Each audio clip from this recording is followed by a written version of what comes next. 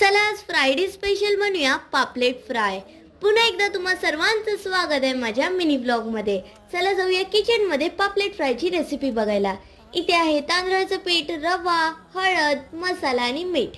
हे सगळं व्यवस्थित मिक्स करून घ्यायचं आणि मग तेल तव्यावरती गरम करत ठेवायचं आणि हे सगळं मिक्सचर आपल्या पापलेटला व्यवस्थित लावून घ्यायचं आणि मग आपले पापलेट फ्राय करायचे। इथे आपले पापलेट झालेले आहेत रेडी, तुम्ही बघू शकतात। नंतर मम्मीने पापलेट सोबत बनवलेला कोलंबीचा झणझणीत रस्सा। जेवल्यानंतर कोणाला आईस्क्रीम खायला आवडतं ना, मला कमेंट करून नक्की कळवा। मला तर आईस्क्रीम खायला खूप जास्त आवडतं। इथे मी माझा फ्लेवर होता पान मसाला फ्लेवर। माझ्या खायच्या अगोदर दियाचंच झालं। आज आम्हाला जेवून मजा आया। Okay bye. Like share and subscribe. Shri सब समर्थ। सोचे मत, सब्सक्राइब कीजिए। खत्म। Bye bye.